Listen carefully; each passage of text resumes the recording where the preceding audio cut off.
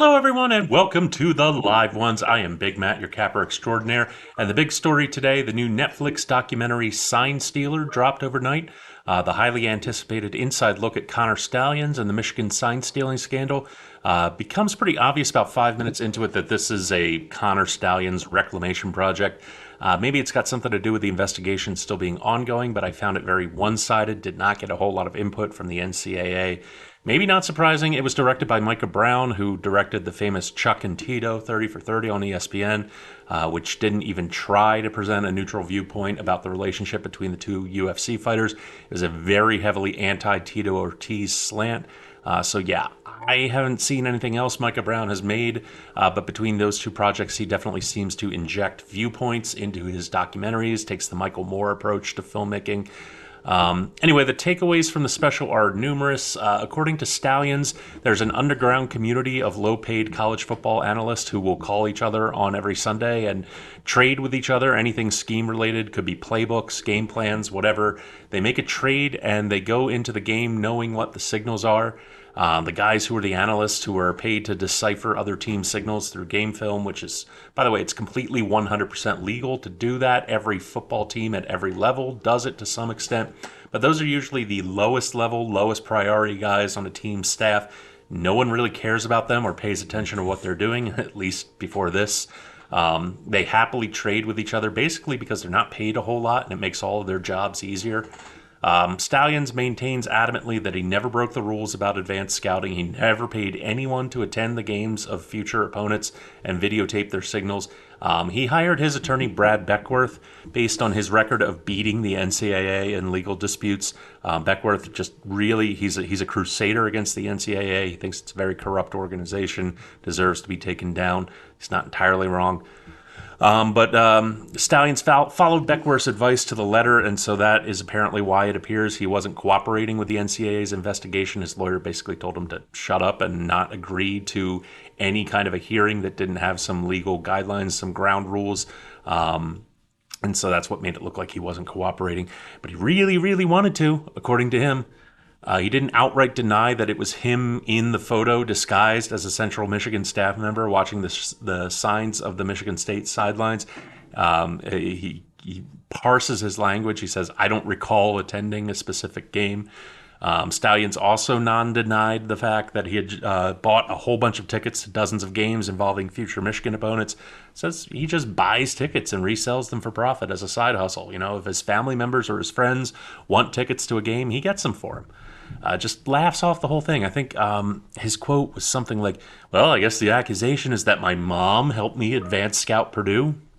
It's something he did a lot of in this special. He'd deflect direct questions by joking about them, but not actually deny them.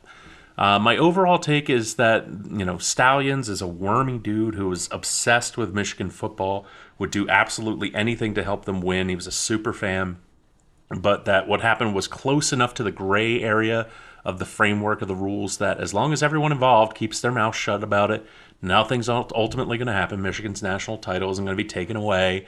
And now that they're implementing helmet radios this season, it's ultimately just going to be a moot point. We went 1-2 yesterday. We certainly did not expect Bailey Ober to get positively rocked in that severe weather game. There's some speculation he may have been tipping his changeup. That's the one that the Braves kept crushing early on in the game.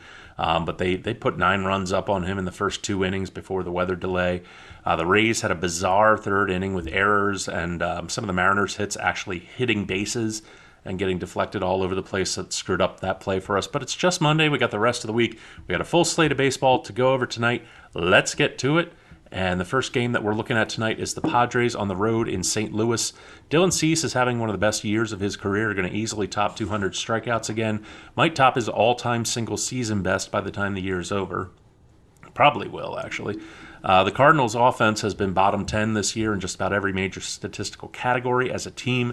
They just lost their best hitter, Wilson Contreras. Miles Mikolas is entering the tail end of his career, and it's showing. He's got a 5.19 ERA and a 1.26 whip this season. The Padres are top 10 offense in runs scored, the number 1 offense in terms of contact. And they've been super hot these last 5 weeks. This is a mismatch on paper. The Cardinals are getting way too much value from being the home team here. Just give me the Padres on the money line. The minus 140 chalk is worth it. Next up, we have the Blue Jays and the Red Sox. Man, Toronto's gotten hot all of a sudden. They're averaging just shy of 6 runs a game. Their last 8, they've gone over their team total, 6 out of their last 7. Tonight, they faced rookie Cooper Criswell from the Red Sox, who's not had a great August. 7.59 ERA his last 4 starts. This guy's primary pitch is his sweeper, and opponents have a .518 slugging percentage off of it. And so if you need to digest what that means, it means on average, when batters, and any batter, takes a swing at his best pitch, they hit a double.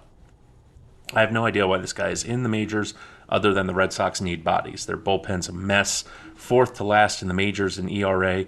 There's no reason to think Toronto won't continue their hot streak with this matchup tonight. Give me the Blue Jays team total over 4.5 runs. And finally, we are going out west, the nightcap game between the Orioles and the Dodgers. And let me tell you, Cole Irvin is not the starter that you want out on the mound in this spot when you're desperately trying to keep pace with the Yankees. Irvin has struggled all season long, posting a 4.82 ERA overall, 7.85 ERA in 6 appearances since the start of July. And now he's got to face one of the best offenses in baseball on the road, going across country. It's going to be a long night. Give me the Dodgers team total over 4.5 runs. They might well get that in the first 5 innings. Third and final pick for tonight. Everyone bet safe, stay safe. Follow us on X at Live One Sports. Check us out on Roku and Fire TV at the Live Ones. Have yourselves a great night, and I will see you tomorrow.